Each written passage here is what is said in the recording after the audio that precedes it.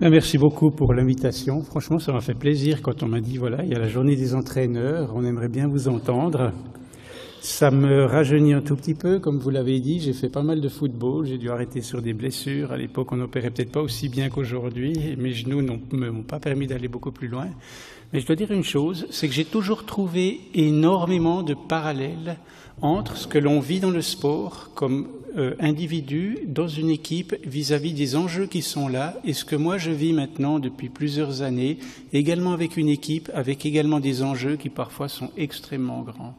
Alors on va mettre un petit peu l'accent aujourd'hui sur le stress, comment est-ce qu'on le, peut-être pas le vainc, mais comment est-ce qu'on peut le gérer, quelles sont un petit peu nos méthodes, et vous verrez sûrement, vous trouverez ici et là des parallèles qui sonneront quelque chose dans votre état d'esprit, parce que sûrement que vous les avez aussi utilisés. Alors si on demande c'est quoi le stress, je vous montre une image ici. Évidemment, quand on a une situation comme ça, comme chirurgien, en tout cas jeune chirurgien, c'était mon cas à l'époque, on sait d'emblée que les choses seront assez compliquées à faire, mais bien sûr, c'est quelque chose aussi qui nous attirait énormément. Pourquoi je vous montre cette photo? Eh bien, on a un enjeu extrêmement important. On a un enjeu vital ici, et il y a une confrontation qui va se faire. Cet enjeu vital, la nature l'a mise, et vous allez mettre vos compétences pour essayer d'arrêter ce processus qui, normalement, devrait arriver à un saignement complet et à la mort du patient. Et bien entendu, il y a le facteur temps qui arrive et qui va jouer contre vous. Alors j'ai eu la chance de travailler dans ma formation et ça m'a amené énormément pendant 3 ans à New York. C'était à la fin des années 80, début des années 90. On travaillait ici, l'hôpital qui s'appelait le Bellevue Hospital, qui était le Trauma Center de New York, et on recevait tous les blessés par balle, tous les blessés par couteau. Et je me souviens, voilà les salles d'urgence, à quoi elles ressemblaient. Il y avait plus de policiers que de médecins, parce qu'il y avait plus de criminalité finalement que de maladies dans cette ville. Juste un petit exemple, ça c'est l'année où j'ai travaillé. Vous voyez qu'il y avait eu 1842 meurtres à l'époque. Il l'avait même annoncé de manière assez triomphale en disant « On a un nouveau record pour la ville parce que elle a été la plus meurtrière cette année ». Quand vous regardez un petit peu l'image ici, je vous montre juste, il y en a encore 7 qui sont morts cette même journée-là. Ça vous montrait un tout petit peu la violence qui existait à cette époque. Et ce que j'ai appris là, c'était plusieurs choses. C'est qu'il fallait être très rapide au début. Et c'était comme une partie d'échecs. Vous avez déjà vu les grands maîtres aux échecs. Ils ne réfléchissent pas sur le premier coup. La situation arrive, la nature pour nous fait l'entrée et nous on doit réagir là-dessus. Les premiers coups, vous ne réfléchissez pas. Vous devez savoir exactement ce que vous faites. Les réflexes doivent être là. Et parce que la réflexion prend du temps, les réflexes vont beaucoup plus rapidement. Et au bout d'un moment, quand vous avez réglé tous les problèmes, que vous commencez d'avoir la situation en main et autres, apparaît la réflexion. Et là, vous allez adapter votre prise en charge en fonction des trouvailles que vous avez, en fonction des priorités que vous allez élaborer. Et cette approche comme ça, réflexe plus réflexion, était extrêmement importante. On nous demandait bien sûr d'être efficace, et c'est une efficacité qui devait se faire sur 2 niveaux, individuel bien entendu, mais également au niveau de l'équipe. Vous vous souvenez encore, il y a quelque temps, en football en tout cas, on avait ce rôle de l'entraîneur-joueur, ça n'existe quasiment plus aujourd'hui. Nous, dans cette formation-là, dans ce travail-là, on est toujours l'entraîneur-joueur, parce que bien sûr, dans l'équipe, il y a des valences différentes. Personne n'a pas la même importance, même s'il est extrêmement important que l'équipe marche ensemble, ait une bonne synchronisation. Il faut dans l'équipe, bien sûr, du rodage, que les gens se connaissent, très peu de paroles, mais une compréhension avec simplement des gestes. Moi, j'ai toujours trouvé que c'était la manière la plus efficace. Vous faites ça et la personne sent qu'elle doit vous donner les ciseaux, par exemple. Et au bout d'un moment, vous n'avez pas besoin de répéter ça. Ces gestes se coordonnent d'eux-mêmes, un peu comme une danse. Et c'est ce qui vous permet d'aller vite et d'être efficace, même de penser au geste suivant sans vous occuper de savoir ce qui va venir dans votre main. Une grande complémentarité, bien entendu. Et puis, bien sûr, il fallait être rapide. Il faut une maîtrise technique pour ça. Mais il faut également une grande tactique pour y arriver. C'est une équipe chirurgicale, c'est comme une équipe de football. Moi, j'ai pris le football américain parce qu'on sait tous que le quarterback, il a quasiment le 50% de la valeur d'une équipe, et nous, c'est un petit peu ça. Le chirurgien, bien entendu, a l'importance la plus importante. J'ai mis des coefficients, ils ne veulent pas dire grand-chose, mais c'est vrai que Sûrement le chirurgien a un coefficient de 6. L'anesthésiste est extrêmement important également, il a 3. Ensuite, on a des réanimateurs qui vont suivre votre patient après, qui ont aussi ce coefficient. L'instrumentiste, votre assistant, ils ont sûrement 1. Et rappelez-vous l'adage, une chaîne, finalement, elle casse au maillon le plus faible. Ça ne vous sert à rien d'avoir des maillons en métal si au milieu vous avez un maillon avec un lacet de soulier. Il va casser à cet endroit-là et l'équipe va sauter en quelque sorte. Cette personne centrale, le chirurgien dans mon cas, de temps en temps, le capitaine d'une équipe et autres, doit avoir un œil panoramique de la situation, pas simplement de ce qu'il fait, mais de tout ce qui se passe également dans l'environnement. Il doit comprendre la situation qui change au cours du temps, il doit l'évaluer et adapter les choses au fur et à mesure de ces changements. Il doit la dominer. Alors, c'est pas toujours facile, mais au moins, il doit donner l'impression à son équipe qu'il la domine, parce que son équipe a besoin de cette confiance pour pouvoir fonctionner. Et puis, bien sûr, c'est aussi important, quand on peut faire des retours en arrière, quand on a d'autres solutions, de connaître ses limites. Parce que si tout d'un coup, vous sentez qu'avec cette équipe-là, vous n'arriverez pas à faire ce challenge, vous avez la possibilité éventuellement de surseoir l'opération ou de faire autrement. Alors vous avez meilleur temps de dire non, on n'est pas prêt, on la fera plus tard. Ça m'est arrivé quelques fois où je ne sentais pas mon équipe, où moi-même j'avais peut-être des doutes sur une opération extrêmement difficile que j'avais peu réalisée, où j'avais besoin de me rafraîchir avant de me lancer dedans. Mais là, bien sûr, il faut avoir le luxe d'avoir le temps. Il n'est pas toujours là et de temps en temps, vous devez prendre ces risques-là. Alors le chirurgien, ce fameux team leader, qu'est-ce qui fait qu'il sera bon? Qu'est-ce qui fait qu'il sera efficace? À mon avis, j'ai toujours considéré qu'il y avait 3 piliers à notre succès à nous. Le premier, on le voit ici, c'est le talent et le travail. Et ça, c'est vrai pour tout le monde. C'est bien d'avoir un talent au départ, mais si vous ne l'exercez pas, vous n'allez pas très loin. Et on parle des fameuses 10 000 heures qui vont pour tous les sportifs, qui vont même pour les artistes. Mozart, il crée à 16 ans, mais il a commencé de pianoter à 5 ans. À 16 ans, il avait ses 10 000 heures. Et si vous ne mettez pas les 10 000 heures dans votre passion, dans ce qui vous fait avancer, vous n'arriverez pas à obtenir une performance importante. Et ça, c'est, je dirais, un facteur typiquement intrinsèque. Ensuite, c'est extrêmement important pour nous, on va gagner en connaissance, en expérience également, ce qui fait que certaines situations sont beaucoup plus faciles à appréhender que d'autres. On va également beaucoup plus vite dans certains virages parce qu'on sait exactement où se trouvent les bosses. On a en fait comme une piste de ski à descendre. Kitzbühel, si vous connaissez absolument tous les sauts, tous les virages, vous pouvez commencer d'aller plus vite et généralement, vous savez où il faut ralentir, vous arrivez en bas sans tomber. Et ça, c'est beaucoup lié à la connaissance et à l'expérience. Et ensuite, alors ça c'est sûrement le caractère le plus difficile à maîtriser, c'est la psychologie personnelle ou la psychologie du groupe. Elle dépend bien sûr du caractère. Il y a des gens qui naissent calmes, il y a des gens qui naissent excités. On peut le modifier, mais c'est quand même un peu inscrit dans les chromosomes. Puis ensuite, il y a nos émotions qui viennent là-dessus. De temps en temps, on se sent très bien, on arrive et on peut vaincre certaines montagnes. À d'autres moments, on est beaucoup plus faible. Si on a des problèmes familiaux, si on a des problèmes personnels, on sent très bien que la mémoire n'est plus, ou la réflexion n'est plus libre. Et au lieu d'avoir des décisions rapides et claires, vous vous engluez dans les choses qui peuvent avoir de grandes conséquences. Ça, ce sont les 3 piliers, je dirais, du succès. Et le chirurgien, on demande quoi à lui? C'est en fait un très bon technicien. Il arrive à suturer n'importe où, faire des nœuds dans toutes les conditions avec une seule main et tout, des nœuds qui ne lâchent pas. Mais surtout, et ça c'est évidemment le résultat de ce fameux talent travail, mais c'est également un stratège. Il est obligé d'avoir un plan en tête, de faire la bonne opération au bon moment, d'établir ses priorités. Et bien entendu, c'est beaucoup lié à la connaissance, l'expérience, mais la connaissance ne vient pas que de l'expérience. Dans mon cas, dans notre cas, j'ai lu énormément d'articles dans la presse médicale, j'ai été à beaucoup de congrès pour entendre l'expérience d'autres personnes. Et vous n'avez pas toujours besoin de faire une expérience pour comprendre comment, la prochaine fois que ça vous arrivera, l'aborder et éventuellement régler le problème avec succès. Il y a un certain instinct. Il y a des gens, ils sont à l'aise dans ce domaine, ils n'ont presque pas besoin de faire d'efforts, ils trouvent la solution, ils réussissent à se glisser entre les écueils, et d'autres ont beaucoup plus de mal. Et ça, c'est vrai, je suis sûr, dans tous les secteurs. Si vous l'avez, c'est beaucoup plus facile. C'est comme quand ici, vous avez beaucoup de talent. C'est beaucoup plus facile d'être très fort, avec moins de travail peut-être. Et puis, il y a une certaine intelligence. C'est clair que j'ai toujours vu ici les gens intelligents qui intègrent beaucoup d'informations en même temps et arrivent à en trouver une résultante, arrivent beaucoup mieux que ceux qui n'y arrivent pas. Il faut aussi un esprit critique. Parce que dans toute prise de décision importante, si vous regardez rétrospectivement l'ensemble de la performance faite, elle n'est jamais 100% bonne. Il y a 2-3 éléments qui ont bien marché, mais qui étaient qu'à 80%. Et vous avez toujours, si vous regardez bien, une petite marge de manœuvre. Et si vous commencez d'aller dans cet état critique et de vous dire, mais je veux également que ce 80% devienne un 90%, voire un 95%, vous allez progresser extrêmement vite. Et l'esprit critique est extrêmement important. Et ça vous permet d'avoir ces fameux réflexes dont je parlais avant, et surtout ces réflexes contrôlés. Un réflexe ne doit pas être figé. Je vais vous montrer quelques exemples pour cela.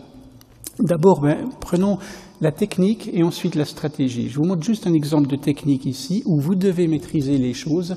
Alors l'exemple est assez, j'ai choisi ça, on aurait pu en prendre beaucoup. On a la fameuse valve aortique, ça c'est le cœur gauche. C'est celui qui donne le sang dans l'organisme à haute pression, c'est ce qu'on mesure ici au bras à 120 mm de mercure. Il va se contracter extrêmement fort. Pendant la contraction, cette valve ici va s'ouvrir et quand il se relâche, elle va se fermer. La voilà en position ouverte ici et tout le flux sanguin va partir et quand le sang revient en arrière, elle se ferme passivement ici et elle permet au cœur de se remplir pour la deuxième éjection. Alors il se trouve que chez certains enfants, au lieu d'avoir 3 beaux feuillets comme ça qui s'ouvrent, qui se déplissent de manière optimale, il y a une fusion qui s'est faite. Et vous voyez ici, les feuillets ne sont pas, on appelle ça une fusion, ne sont pas séparés. Et l'ouverture de cette valve est extrêmement fine. Alors, c'est déjà mortel à la naissance, ce genre de choses. On arrive à les tenir quelques jours, mais pas beaucoup plus. Il faut ouvrir absolument cette situation. On a la possibilité d'ouvrir dans un seul sens. On ne le fait pas dans les deux parce que le feuillet ne tiendrait plus. D'ouvrir ici et d'augmenter énormément en fait la surface d'ouverture. C'est des valves qui ne sont pas tout à fait normales, mais elles tiennent une vingtaine, trentaine d'années si on fait ça correctement. Alors je vous montre juste, c'est un enfant qui a quelques semaines, 3 ou 4 semaines, je ne me souviens plus. Tout est arrêté, tout est grossi ici. Et vous voyez ici cette valve qui est fusionnée. On voit bien qu'il y a un feuillet ici, un deuxième. Et ici, cette séparation qui ne s'est pas faite. Et on l'a fait au bistouri ici. Vous voyez, c'est un bistouri extrêmement fin, pas classique. Et ceci doit être fait de manière très précise. Ensuite, bien sûr, le feuillet est épaissi. À cause de cette fusion, on va simplement l'affiner pour qu'il ait une meilleure mobilité, qu'il ait une très très bonne fonction. Et dans le cas précis, on avait réussi à avoir une valve qui était pratiquement normale. Vous voyez le cœur qui commence de repartir ici avec la fermeture ici de l'aorte. On était juste au-dessus de la valve. Donc la technique, vous devez la maîtriser. Mais ça ne suffit pas. Vous devez aussi avoir une stratégie, un plan stratégique en tête. Ah, j'ai un problème avec le... Il faudrait avancer la diapo parce que... Voilà.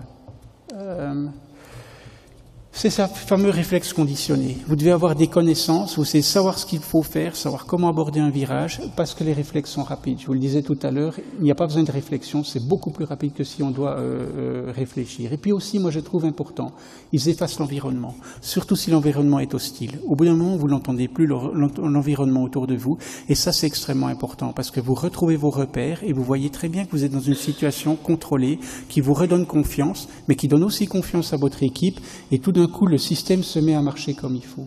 Ça, c'est très important. Mais ils doivent être contrôlés, parce que chaque situation est différente de celle que vous avez vécue avant. Et à chaque moment, vous devez adapter votre vitesse ou la manière dont vous allez faire. Néanmoins, il reste sous-jacent à tout. Et puis, il y a des situations, bien sûr, inédites. Quand une situation est inédite, plus vous avez de connaissances, plus vous saurez comment un petit peu la gérer et le faire. Je vous montre juste encore une fois New York, les polytraumatisés. Voilà quelqu'un qui s'est fait tirer dessus, plusieurs balles. On a le thorax qui est ouvert, vous avez le poumon ici, vous avez l'intestin qui est là, puis vous avez même ici, vous voyez les vaisseaux qui vont dans la jambe, les vaisseaux fémoraux. C'est clair que quand vous avez une situation comme ça, vous devez avoir un plan tactique extrêmement précis, sinon vous allez perdre le patient. Parce qu'il saigne du thorax, il saigne du ventre, il saigne de là. Donc vous ne pouvez pas tout faire en même temps et vous pouvez sauter d'un endroit à l'autre. Bien sûr, les robinets qui saignent le plus, c'est ceux sur lesquels on se met. Puis ensuite, c'est des reconstructions difficiles, mais vous ne pouvez pas vous perdre votre temps dans ces reconstructions. Alors ce qu'on avait fait dans le cas précis, ça c'est la région inguinale, donc les vaisseaux fémoraux. On avait mis, vous voyez, ces shunts ici dans les vaisseaux pour que le sang descende dans la jambe et un deuxième pour que le sang veineux puisse remonter. J'ai encore une image ici, vous avez le sang artériel qui est rouge, qui permet de donner du sang oxygéné à la jambe, donc de diminuer l'asphyxie, et ici le sang veineux qui remonte au cœur pour évidemment drainer la jambe. Et ça, pendant ce temps-là, vous pouvez faire l'abdomen, vous pouvez faire le thorax. Une fois que c'est fini, que ça ne saigne plus là, vous revenez, c'est 2 heures plus tard, et vous réparez les vaisseaux. Vous allez sauver la jambe, vous avez sauvé le patient pour qu'il ne saigne pas. Si vous avez juste mis ici un garrot ou des clans et que vous faites l'abdomen et le thorax, il perdra sa jambe. Donc vous voyez très bien qu'il y a une tactique extrêmement importante qui se met et elle est toujours inédite. Parce que dans les livres, vous ne voyez pas chapitre, blessure par balle de la région inguinale, de l'abdomen et du thorax. Vous devez composer avec ça. Et les piliers de la réussite, donc c'est ceux-ci. C'est ces trois choses ici qui font qu'un chirurgien est fort. Mais on peut les modifier, on peut monter. Je dirais, ça c'est la performance. Excellente performance, mauvaise performance. Et on est là au milieu. Mais on arrive à les monter. C'est quoi qui fait monter tout ça? Ben, c'est l'engagement. C'est clair, quand on veut y aller, quand on veut obtenir quelque chose, on arrive à battre les obstacles. Le feu sacré est extrêmement important. Et évidemment, il y a la dynamique d'équipe. Quand elle est positive, tout le monde se sent soulevé, tout le monde va vers le mieux. Alors j'aimerais quelques mots sur ce fameux feu sacré. Après, on regardera ce qui l'a fait descendre. Ce qui l'a fait descendre, c'est ça.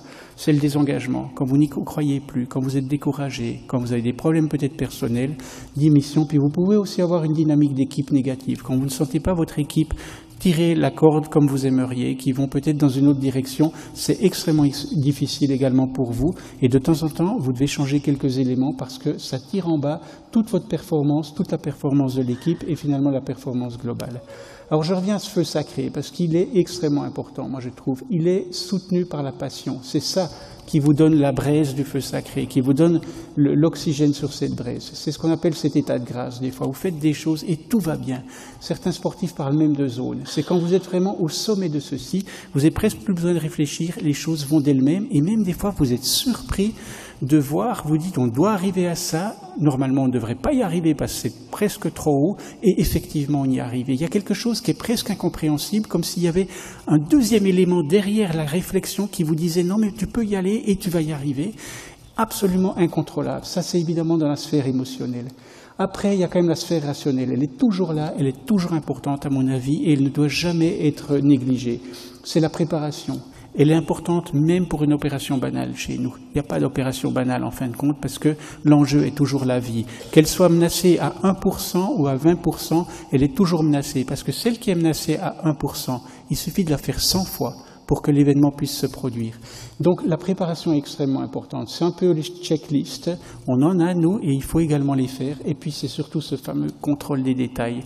Quand je dis ça à mes assistants, on a l'impression qu'un détail c'est une petite chose. Ouais, c'est une petite chose. Mais ça finit par être quelque chose d'extraordinaire parce que voilà la performance d'une équipe ou la performance individuelle.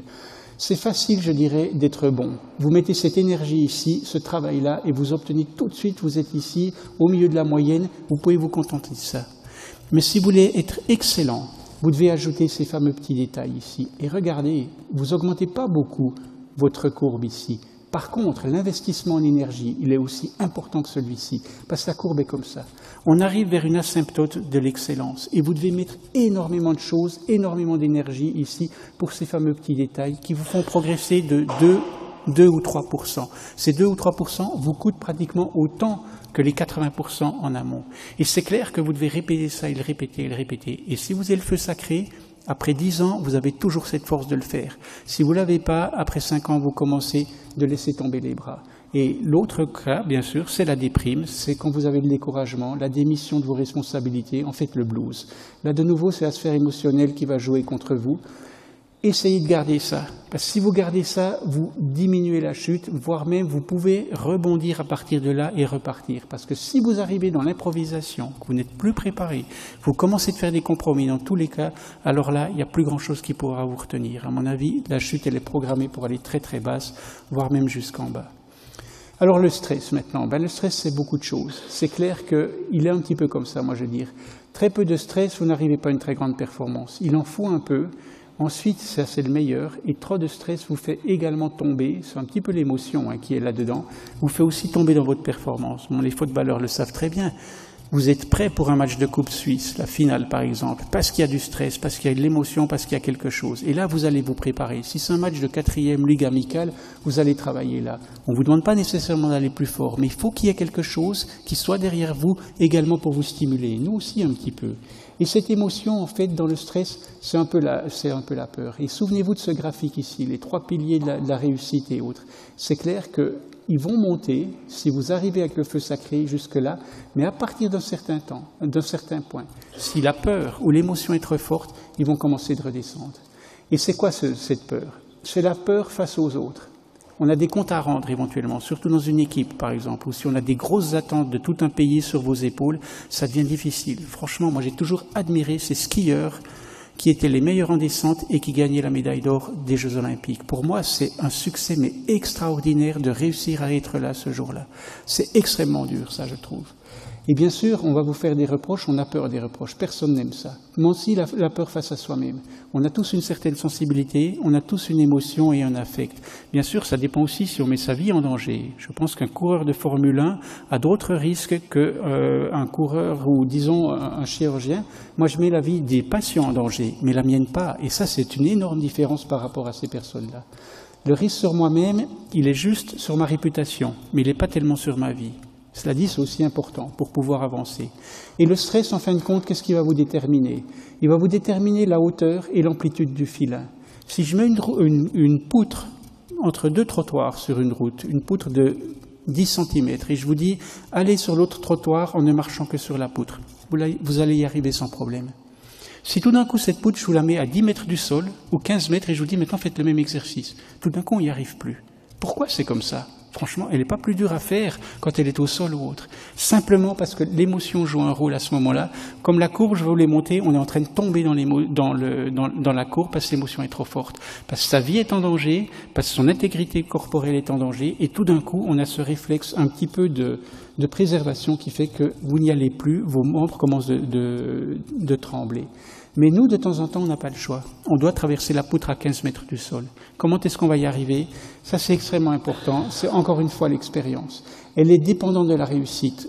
Le mot réussite, des fois, est pris péjorativement. On dit, ouais, les gens qui ont des réussites, c'est des gens un petit peu arrogants, ils se vantent et tout. Peut-être, mais pour moi, la réussite joue un rôle extrêmement important parce qu'elle galvanise vos connaissances et surtout, elle vous donne confiance en vous, elle donne confiance en votre équipe et vous pouvez avoir des cercles vertueux qui s'installent entre vous et votre équipe qui tirent absolument tout le monde en avant. Et pour moi, la réussite est capitale. Si on a un manque de réussite, il faut savoir pourquoi et ne pas non plus tout dramatiser. Mais la réussite est importante pour avancer. Et c'est surtout vaincre sa peur. Vaincre sa peur vis-à-vis du monde extérieur ou vis-à-vis de soi-même. Et puis bien sûr, qu'est-ce qui va la monter? Cette amplitude va mettre votre corde à 20 mètres de haut, c'est l'inexpérience, bien entendu, l'échec. On peut entrer dans des cercles vicieux où tout d'un coup, mais même la poutre à 1 mètre du sol commence à vous faire peur. Et là, vous avez besoin de quelqu'un qui vous reconditionne le cerveau, parce que ce n'est pas normal d'avoir une peur à ce moment-là. Et puis bien sûr, la perte de confiance entre dans des cercles qui sont cette fois vicieux et plus vertueux de la même manière. Et là, c'est quand on se laisse vaincre par sa propre peur. Et là, évidemment, c'est dangereux parce qu'on perd ses moyens, on perd la performance que l'on avait. La peur, c'est un mot peut-être un peu trop fort chez nous en chirurgie. Moi, je parle plutôt de crainte. Et c'est clair que c'est la même chose. Il faut avoir un peu peur. Il faut connaître parce que la crainte impose le respect. Et par le respect, vous allez faire cette fameuse préparation, cette minutie pour être fin prêt pour cette opération et ne pas vous dire non, mais j'en ai déjà fait 10, il n'y a jamais eu de problème, il n'y a pas de problème, je peux arriver demain matin en salle d'opération sans préparation particulière. Ce n'est pas vrai. Vous devez toujours revoir les choses. Il y a toujours un détail qui est différent et qui peut vous faire un croche-pied durant cette intervention. Et encore une fois, quand c'est trop fort ici, vous allez tomber. Ça, c'est la poutre qui est trop haute et vous ne maîtrisez pas votre passage sur la poutre. N'y allez pas parce que vous allez tomber, vous allez vous casser la figure. La peur, la crainte indomptée, bien entendu, c'est ce qui vous ne permet pas de traverser cette fameuse poutre parce qu'elle est paralysante. Elle englue votre réflexion, vous n'avez pas la réactivité que vous devez avoir. S'il y a un signal qui vient, normalement, en une fraction de seconde, vous devez y répondre, vous n'y arriverez pas. Il vous faudra peut-être une seconde et ce temps-là fera que vous allez perdre la partie. Mais il engourdit aussi l'effection, c'est-à-dire la réalisation de ce que vous faites. Pour moi, du geste chirurgical. Mes gestes sont moins fluides, peut-être même que je tremble, ils sont moins bien contrôlés, ils ne sont pas naturels, il n'y a plus cette danse qui avance comme il faut, il y a des à-coups et on a un mouvement qui n'est plus contrôlé, qui n'est plus fluide chez ces patients et à la longue ça se marque et ça se paye aussi. L'absence de toute crainte, aucune crainte, comme je vous disais, pour moi, en tout cas en chirurgie, j'estime que c'est un état qui est dangereux lui aussi. C'est pas de la peur, c'est peut-être de la crainte pour vous, comme je vous disais, qui ramène le respect. Pourquoi? Ça se voit dans la routine. On perd ce feu sacré, on ne contrôle plus les détails, on ne contrôle plus sa préparation. C'est la perte du respect. Et même la concentration est diminuée là-dedans. Et peut-être même une certaine arrogance, quand on se sent invincible. Alors là, on devient très dangereux quand on se sent invincible, parce qu'on ne fait justement plus les checklists ou tous les compromis que l'on doit faire pour arriver là-dessus. Et puis en fin de compte, son engagement devient limité. On vient au dernier moment, on part tout de suite, on arrive en courant. Et tout ça, ce sont des mauvaises attitudes pour la chirurgie. Et je vous dirais, il faut se méfier de ces chirurgiens, autant de celui qui n'a jamais peur. Pour moi, il est aussi dangereux que celui qui craint tout. Encore une fois, dans cette courbe, on doit avoir un petit peu de peur pour avoir une bonne performance, pour être préparé, pour être fin prêt pour cette intervention. Et les chirurgiens qui se trouvent ici, ou là, sont dangereux, leur performance n'est pas très bonne, même si leur capacité pouvait l'être. Alors pour finir, j'aimerais vous montrer 2 exemples, finalement, parce qu'on n'a pas que du succès, bien entendu, qui m'ont beaucoup marqué et qui montrent un tout petit peu comment les choses peuvent très bien se passer ou très mal se passer. Alors j'en ai choisi une, c'est le Titanic. C'était une catastrophe pour nous. L'autre, beaucoup plus bien mieux, c'est bien passé. Pourquoi le Titanic? J'étais encore à Zurich à cette époque-là. Je travaillais dans 2 hôpitaux, l'hôpital des enfants, l'hôpital adulte. J'avais l'opération des enfants le matin, l'adulte l'après-midi. Et je me souviens que la synchronisation n'était pas toujours facile, parce qu'il voulait commencer dans un, moi j'avais pas fini dans l'autre. Et normalement, l'ouverture, c'est moi qui la réalise comme la fermeture, c'était un petit peu ma règle. Mais ce jour-là, on avait eu tellement de retard sur la pédiatrie et les autres poussaient tellement qu'au bout d'un moment, au téléphone, je savais que j'avais un chef de clinique, je dis ok, il peut ouvrir le patient et commencer, moi il me faut encore à peu près une demi-heure. Ça s'était fait par téléphone et je donne le feu vert pour ouvrir le sternum. J'oublie à ce moment-là que mon patient a ce qu'on appelle un anévrisme de l'aorte ascendante. Alors qu'est-ce que c'est l'anévrisme? C'est justement ce segment d'aorte ici qui, au lieu de faire à peu près 30 mm, s'est dilaté et fait 6 à 7 cm et évidemment il sera juste sous le sternum. Il touche même le sternum et c'est une ouverture qui doit être faite avec la plus grande précaution. Et à ce moment, je n'y pense pas parce que je suis pris dans d'autres problèmes qui me font. Qu'est-ce qui se passe? Mon assistant entre avec la scie et il est entré directement dans l'anévrisme. Une hémorragie cataclysmique en salle d'op. L'aorte ici, en 3 minutes, vous perdez les 4 litres de sang qu'on a dans l'organisme. Ça a été extrêmement... D'autres sont venus aux autres, ils ont pu réussir à mettre un clan, mais pendant un certain temps, on n'avait plus de pression artérielle pendant près 5-6 minutes. Et pour nous, ce temps-là est toujours extrêmement difficile à manager. Le cerveau ne tolère pas un arrêt de la circulation plus de 4 minutes à 37 degrés. Alors, c'est pas parce que la pression tombe que la circulation s'arrête. Et c'est ce qui nous donne toujours un petit peu d'espoir. Quand on est à 8 minutes, 9 minutes, on se dit oui, mais il a encore circulé un petit peu pendant 3 minutes. Et à ce moment-là, tout va dans le cerveau, plus rien dans les reins. Mais au moment où c'est arrêté, on n'a plus que les 4 minutes ici. Et moi, je me souviens, j'étais arrivé dans cette salle d'opération, il y avait du sang partout, je n'avais pas encore commencé, que le patient était quasiment déjà mort. Je ne sais plus quoi faire, je ne sais pas, est-ce qu'il est mort? Donc cérébralement, c'est vrai que le cœur était reparti, il y avait une pression artérielle. Mais ce qui compte, c'est le cerveau. Si le cerveau ne se réveille pas, vous n'avez rien gagné là-dedans. J'avais un stress énorme là-dessus. Il était père de famille, je l'avais vu encore la veille avec sa femme, ses enfants et tout. Je ne savais plus comment m'en sortir. Ma concentration n'était plus intacte. Mon esprit était complètement parasité. Je n'arrêtais pas de penser à sa femme et à ses enfants à ce moment-là. Il était venu exprès pour moi pour avoir une opération très particulière où on aurait pu garder sa valve aortique à lui, mais c'est une opération difficile à faire, qui demande une extrême minutie, une extrême concentration. Et je n'étais plus en mesure de le faire. Et là, dans cette situation-là, j'ai opté pour une chirurgie beaucoup plus simple, où on a carrément changé la valve avec une valve mécanique ici, que franchement n'importe quel chirurgien aurait pu faire. Il n'a pas besoin de faire 500 km pour venir chez moi pour cette intervention. Le patient s'est quand même réveillé. Il a quand même eu des dégâts un peu cérébraux, un petit peu ce qu'on appelle nous la cognitif, réflexion et autres, dû changer de métier. Et ça reste un drame important, même s'il vit encore, il arrive à travailler à 50% et il est encore là pour sa famille. Mais il est jeune et franchement, il aurait dû ressortir de l'hôpital avec tous ses moyens. Et ça, c'est une erreur de notre part, moi en particulier, une erreur de communication. À un moment donné, j'ai enfreint les règles, j'ai accepté un compromis, alors que normalement, ces patients-là, c'était moi qui devais les ouvrir. Et pourquoi cette catastrophe est apparue? C'est ce qu'on appelle, nous, les catastrophes incompréhensibles. Quand on regarde rétrospectivement, ces fameuses catastrophes incompréhensibles, on finit par voir qu'il y a du compréhensible dedans. On a commencé à négliger les détails, peut-être pas tous, mais un certain nombre. Et si vous voulez, ces détails, ces checklists que l'on met, c'est comme le filet ici. Il y a la balle qui part et vous avez les trous qui s'alignent. Mais heureusement, il y a encore ce filet ici et ce filet là, et la balle ne va pas partir à travers. Mais quand même, si vous commencez à ne plus regarder les détails, vous avez ce trou qui est aligné, puis après celui-là, puis vous vous en rendez pas compte, vous pensez que c'est toujours normal, et vous continuez de ne plus respecter les procédures, de ne plus vous préparer, de ne plus avoir cette autocritique, puis un jour, la balle, elle a même fait ici une empreinte, mais elle est revenue en arrière, c'est ce qu'on appelle les near misses. On a presque la catastrophe, on a réussi, mais sur le bout des cheveux, à récupérer, et on ne fait toujours pas cette fameuse autocritique. Et un jour, tous les trous s'alignent, et la balle passe à travers. Cette fois-là, la chance n'était pas là. Parce qu'une ou deux fois, on a été sauvés par la chance. Et voilà comment se font ces fameuses catastrophes incompréhensibles, la plupart du temps. Et pour moi, c'était exactement ça dans ce cas-là. La victoire, on va finir sur une note positive quand même. Vous vous souvenez peut-être, il y a une dizaine d'années, on avait eu un énorme problème à Zurich avec une transplantation cardiaque qui avait raté à cause de groupes sanguins qui n'étaient pas compatibles. Toute la presse nous était tombée dessus. Et franchement, on avait des reproches, ça c'est clair, mais ils nous tiraient dans le dos également. Et à ce moment-là, les politiciens décident que Zurich n'a plus le droit de transplanter. Tous les patients qui sont sur leur liste doivent aller à Berne et Berne doit faire les transplantations cardiaques. Il y a une pression énorme des médias. On faisait la une de tous les journaux. Je me souviens que ce soit le Blick, que ce soit, mais vraiment tous les journaux, on était dedans là-dessus, avec bien entendu des critiques qui étaient négatives là-dessous.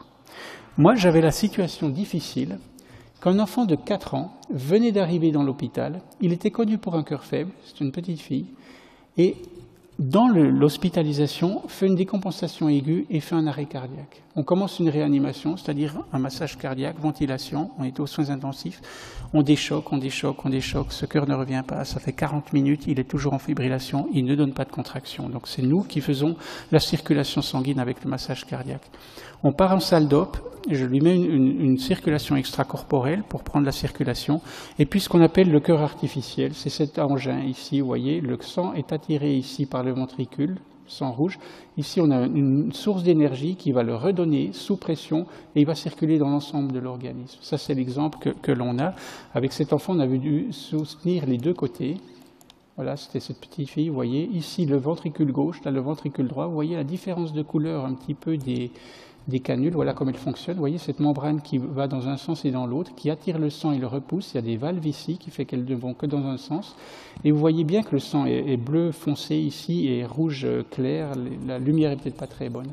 Et puis encore un élément que vous pouvez remarquer, c'est que cet enfant est très maigre. Très maigre, les jambes sont cachectiques quasiment. On va le revoir, regardez. Parce que quand le cœur ne marche pas bien, c'est tous les organes qui ne vont pas bien. Quand le cœur a la grippe, c'est tous les organes qui toussent. Elle n'arrivait plus à manger correctement. Et ça, on aime bien le mettre, ce cœur artificiel, pour requinquer nos patients. Et ensuite, on fait la greffe dans des meilleures conditions. Mais de toute façon, elle, on n'avait pas le choix. Son cœur ne voulait plus battre, ne pouvait plus battre. Et on est dans cette situation-là. Et moi, je demande aux politiques, à mon ministre de la Santé, mais nous, qu'est-ce qui se passe ici? On a cet enfant, si je ressens un cœur, franchement, on ne peut pas l'envoyer à Berne avec ce système, parce que c'est des transferts extrêmement dangereux. Et lui avait changé le moratoire en disant c'est l'Unispital qui ne doit plus greffer, nous on est au Kinderspital, donc indirectement ça nous donnait la possibilité. Mais vous vous imaginez que dans ce climat hostile, la tension était extrêmement forte. Et nous on attendait ce cœur, et en se disant mais là, toute la presse nous regarde sans arrêt, et s'il y a un problème, mais ils vont nous tomber dessus, ils vont de nouveau nous sabrer, quoi. Alors on avait fait une préparation particulière. D'abord on avait représenté le cas, et c'est une attente qui peut être très longue. Elle avait duré 4 mois. Et moi je me souviens, tous les 3 semaines on se réunissait et on reparlait du cas, même si on le connaissait quasiment par cœur. On faisait la présentation de la procédure, comment elle allait être faite, les différentes étapes. Il y a des étapes importantes dans une transplantation. On faisait un scénario théâtral, qui faisait quoi, et puis il y avait des explications courtes. Il ne faut pas entrer dans des choses trop compliquées, que les réflexes soient là. Il faut savoir que quand on fait une transplantation, c'est 2 équipes qui travaillent. Il y a une équipe qui va chercher le cœur, des fois très très loin, et une équipe qui prépare sur place. Il doit y avoir une synchronisation. Et ce travail ici est aussi extrêmement important pour que cette synchronisation se passe bien. Puis bien sûr, préparer le matériel à emporter, parce que vous arrivez dans un hôpital, on ne sait pas toujours ce qui s'y trouve là-bas. Alors voilà une transplantation, je vous montre juste, ça c'est quand le cœur natif a été enlevé, on remet le cœur nouveau. Ici, on n'a que 5 sutures à faire, ça c'est ce qu'on appelle l'oreillette gauche. Vous avez les veines du poumon, il n'y en a 4 qui arrivent ici, iront dans le cœur. Et puis ensuite, on fait les autres connexions. Ça, c'est la veine cave. Le sang veineux arrive là. On en a une ici pour qu'il arrive.